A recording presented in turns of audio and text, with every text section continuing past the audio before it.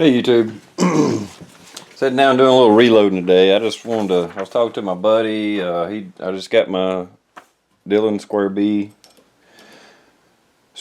B press back. I don't know where they come up with that name. Anyway, but I tested the load. He said he had them at 4.4 grains of Winchester 231 powder, which is right here, 124 grain bullet, and they're showing. Where'd I go? There we go.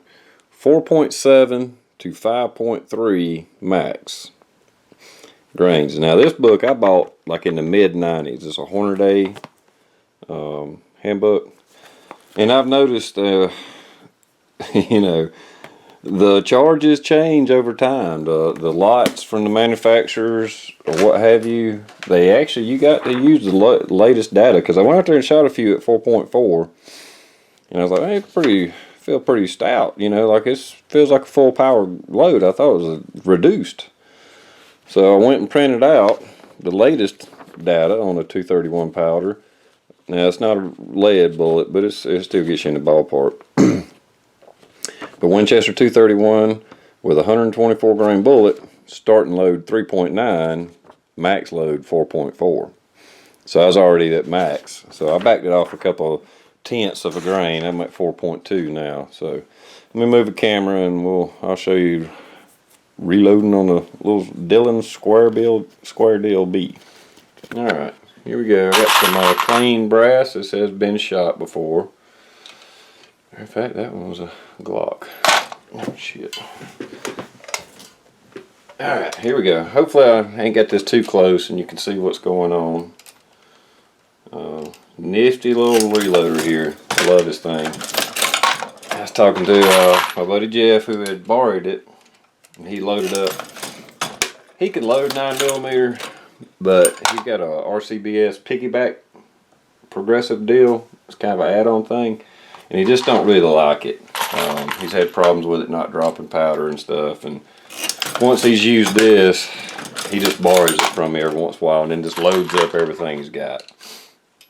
So we're loading the powder coated bullets, and I've already popped off a couple rounds just to make sure they fed and functioned and it was a good load. That's when I realized, I was like, man, these things feel a little full power. They don't feel reduced load. I always like, when I'm reloading, whatever's in the manual or the latest data, I need to get me a new book. I always shoot for the middle, just a medium load, not too hot, not too light.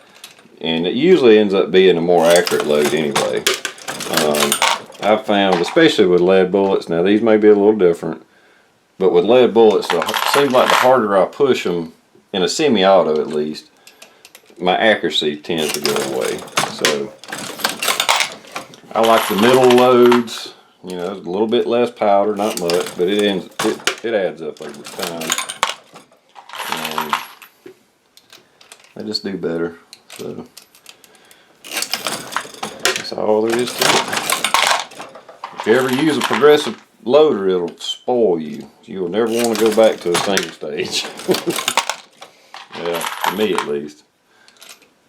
See, and I got single stage presses. I got 2 of them, matter of fact. I think I got 3 now that I think about it. But anyway, I use those for rifle or other cartridges, 38s, 357s. I don't have a setup for this because I just don't shoot a 38 or a 357 that much. So single stage is fine for that. If I shot it more, I'd probably buy whichever one would be cheaper. Either a shell plate for this Dillon 550 or this setup. That's the only thing is changing calibers is a little more expensive when you go to a progressive loader. Anyway, we've about got 100 rounds loaded up. I'm going to clean my Glock. And I may load up more than that because I'm going to try them in the CZ as well. Maybe the my HKP7 as well too. I don't know. I don't want to bore you too much, but anyway, about out of primers. They're getting low. This one has a little alarm when you get low. And then that's how I keep up with how many rounds I got loaded. I just keep the little packs to the side stack them up, and I know each 100 rounds, and then that's how I'll judge how many rounds I got. All right, see you later, YouTube. All right, run into the first problem with these powder coated bullets. I was hoping to not have to size them. I was hoping I could just cast them, powder coat them, load them. And I loaded up 100 of them already. I went out there and shot maybe 5 of them when I was just checking to make sure the load was good and it felt good and functioned and all that good stuff. And they went through it, and I pulled out my CZ75 or Unique clone, CZ75 clone. It wouldn't feed all of them. Some of them went through it, but not all of them. It's got a pretty tight chamber. The Glock's got that little bit looser chamber. They fed in it. So I'll probably go ahead and blow through these. But here's what happened. With the powder coating added a lot more thickness, and that was just one coat. Added more thickness than I thought. Let's hope this. Let me go ahead and put that. I don't know if you can see this, but we're like at 360. Well, I know that one's wrong. Well, I'm showing 364 on that one. 362. Is that focusing? And where's the way? Yeah, there we go. 362. When you want 355, 356. There's just a normal lubricated bullet, and I hadn't even sized that one yet. Where are we at? 357. So I ran some through the sizer, see how they done, because I don't want to put any lubrication on them. Boom, 354.5. It's probably 355. Yeah. Anyway, right there at it. So I'm gonna have to size them anyway. But it didn't hurt them. It didn't. The powder coating stayed on them.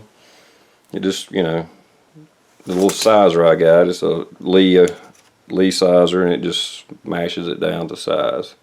So I'm gonna have to add an extra step to it. I was hoping I could get away from, but oh well. At least I'm still not. I don't have a greasy feeling bullets or sticky, you know.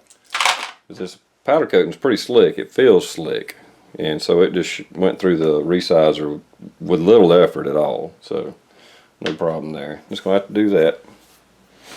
Just in case anybody's curious of how I size bullets, if you hadn't seen it before. So here's one of my single stage presses.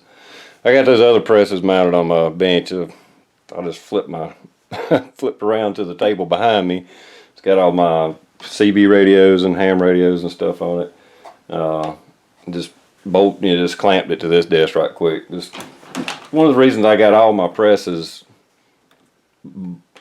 bolted to a board, and then I just clamp them to wherever I need, and you know, change them out real easy. So anyway, you just basically just set the bullet on this. I know you probably can't see it from over there, but this, where a shell holder goes, this little thing goes. And you just set the bullet on top of it and shove her through the little sizing die. There's a sizing die. This is what it comes in. You flip this around, stick it on it, and it becomes your container. Anyway, I ain't gonna bore you with this, but that's all there is to it. Like I say, it's just that one step I was hoping I could get away from. Not that it's a big deal. You're just trying to do it as efficiently and streamlined as possible. So, but oh well. Like I say, I still end up. I think last time I figured they cost like maybe 8 cents a round once I'm done. You know, not counting labor. Since we cast them ourselves, and we pretty much get lead for free. Every once in a while we might have to pay a little bit for it. I say we, but my buddy I shoot with a lot. The one that shot my chronograph. Anyway, so still worthwhile.